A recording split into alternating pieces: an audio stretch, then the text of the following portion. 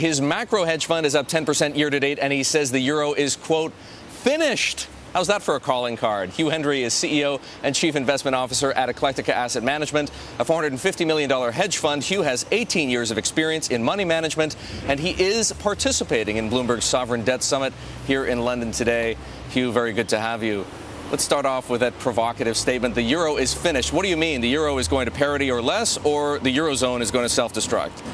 I can't believe you. I quoted Tolstoy, I quoted John Buchanan, I quoted T.S. Eliot, and I heavily nuanced the comment about the euro.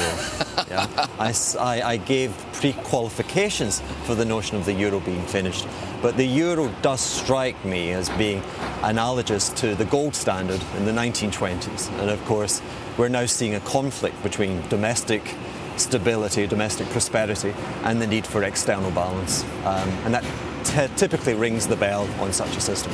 Well, a subject of much debate clearly between President Obama and Chancellor Angela Merkel, and it was the subject of an op-ed by George Soros, as you might have seen in today's Financial Times. Do you side with Soros? Is Germany the protagonist and possibly the antagonist here? Is it all going to come down to what Germany does or doesn't do? You know, George is someone that we all have aspired to match his brilliance, but I have to tell you, you have to remember something, that the richest people on the planet become socialists. Socialism's a great thing for George. I want to bring George down. I want George's reputation.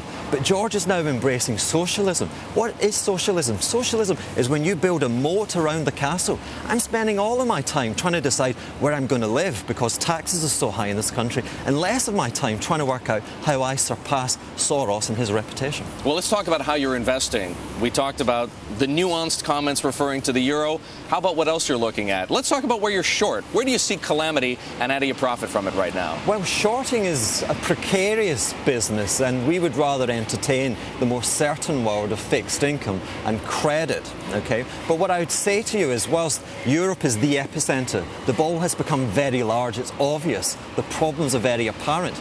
I would say to you, what are the implications of those problems? And the implications could be felt more profitably for a speculator in Asia, because Asian currencies, of course, now have been revalued 20% vis-a-vis the euro. And wages in Europe are falling, and wages in China are now going up. So the noose is getting tighter and tighter, not in Europe, but I would argue in Asia.